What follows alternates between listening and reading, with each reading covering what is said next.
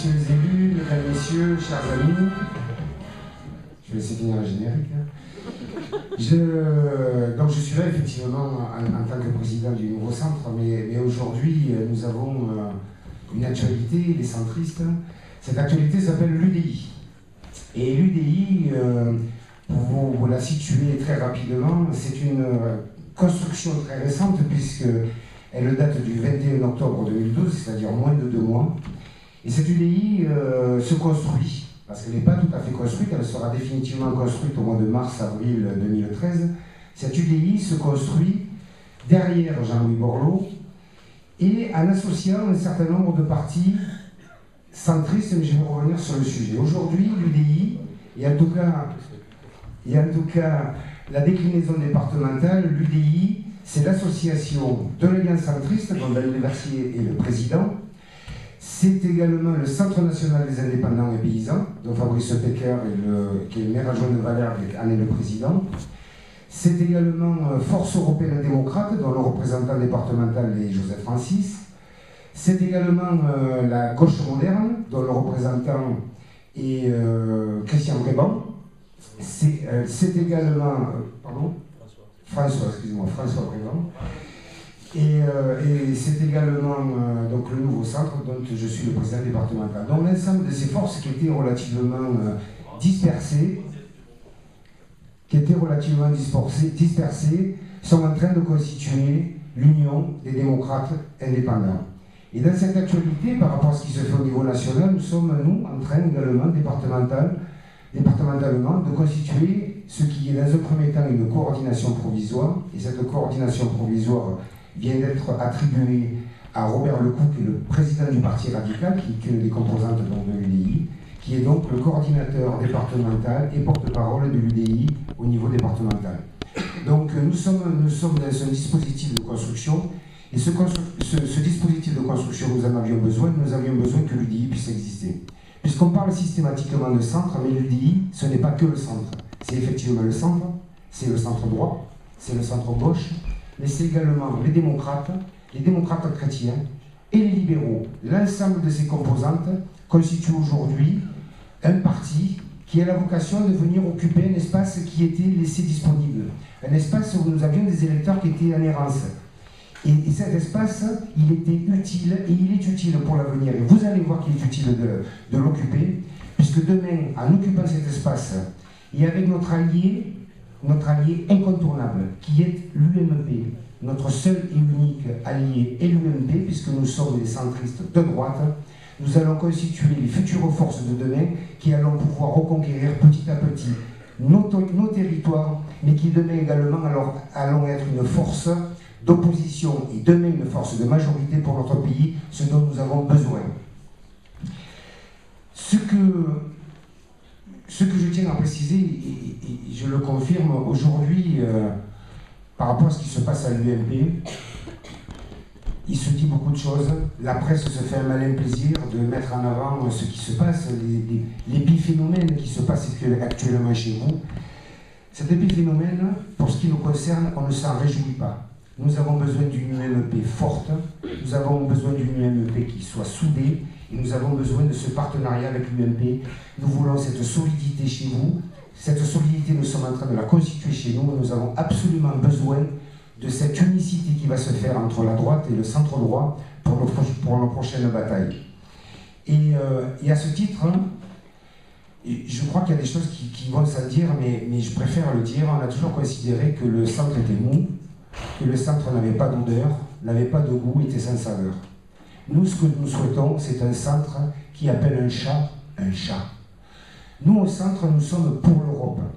Nous sommes des pro-européens. Nous sommes pour une Europe fédérale, pas une Europe économique, une Europe politique, une véritable Europe politique. Et nous avons décidé, et nous souhaitons dire systématiquement, puisque jusqu'à présent, chaque fois que ça ne fonctionnait pas en Europe, comme nous sommes des pro-européens, nous ne disions rien. Aujourd'hui, nous avons la volonté de dire ce qui ne fonctionne pas, et nous le disons, tout ce qui est lié à l'eurocratie, nous n'en voulons pas. Nous voulons une Europe politique, nous voulons une Europe forte. Un autre exemple qui concerne ce centre, de tout temps, sur la dette publique. Nous avons été les premiers, ça fait plus de 6 ans que nous nous battons pour mettre en œuvre le dispositif de la règle d'or. La règle d'or, c'est quoi? C'est de faire en sorte qu'on ne dépense pas plus que l'argent que l'État puisse avoir. Et aujourd'hui, cette règle d'or, elle commence doucement à être mise en œuvre. L'État décide de la mettre en œuvre en disant qu'ils auront quand même le droit de déraper de 3%, c'est-à-dire dépenser 3% de plus que l'argent qu'ils n'ont réellement. Nous souhaitons une véritable règle d'or. On ne dépense pas plus d'argent que ce que l'on a. Et le troisième dispositif qui est lié à notre façon de voir les choses, c'est la liberté. Nous considérons qu'il y a trop d'États. Nous souhaitons que l'État nous foute la paix. Nous souhaitons que l'État nous rende nos libertés. Nous souhaitons que l'État soit exemplaire dans le domaine de l'application des règles, mais également que l'État puisse faire en sorte que tous les citoyens qui n'ont rien à se reprocher ne soient pas continuellement persécutés par des règles administratives, policières, judiciaires ou autres. Ça fait partie de nos volontés et ces volontés sont affirmées. Nous étions dimanche dernier avec Daniel auprès de Jean-Louis Borloo. Ces aspects ont été rappelés et ces aspects sont fondamentaux dans le cadre de la création de l'UDI. Je reviens sur un petit aspect particulièrement local, qui tout à l'heure se sera un peu évoqué.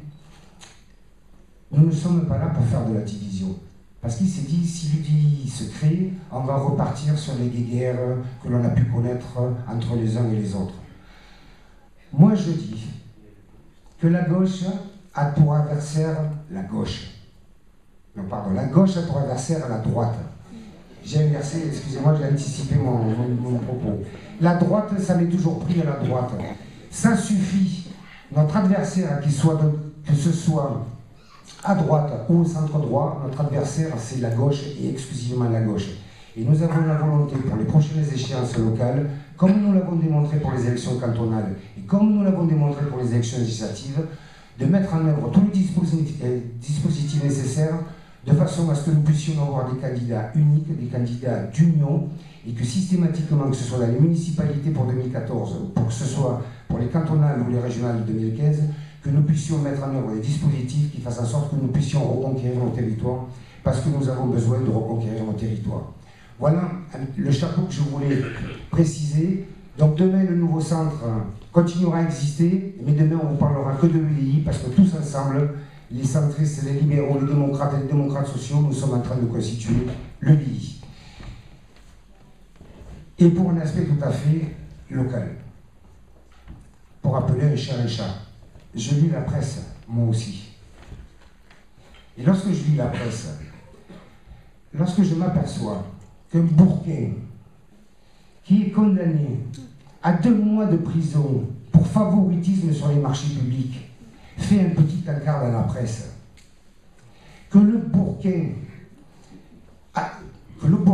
en cour d'appel, sa condamnation est confirmée à 2 mois de prison, que le Bourquin continue à se pourvoir en cassation, et tout ça, ça fait 3 petites lignes dans les journaux et dans la presse. Je suis outré. Quand je vois que le sénateur du département a la capacité de manger 25 000 € de pizza par an, et que ça fait quelques lignes dans les journaux, je suis outré. Quand je vois que Moore dépasse 5 millions d'euros pour créer Montpellier Unlimited, sans réunir, sans passer par le conseil d'agglomération, sans passer par la commission des marchés, ça fait que quelques lignes dans les journaux. Et quand je vois, Christian, que tu fais la une du journal, qu'on te met 4 pleines pages à l'intérieur pour des faits supposés, des faits mensongers. Parce que Christian, avec toute l'amitié qui est la nôtre, je suis allé vérifier, je me suis dit, c'est pas possible qu'ils en fassent autant, il y a peut-être un fond de vérité. Je suis allé vérifier point par point, je me suis renseigné.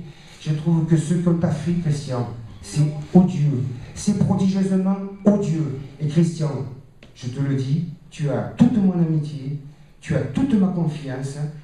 Je m'interpose et je suis scandalisé du traitement qui a été fait. Et je peux te garantir que j'ai été derrière toi pour les prochaines élections, que quoi qu'il arrive, tu as mon amitié, ma confiance, et je sais que tout ce qui est paru dans la presse est exclusivement du mensonge. Mesdames, Messieurs, merci.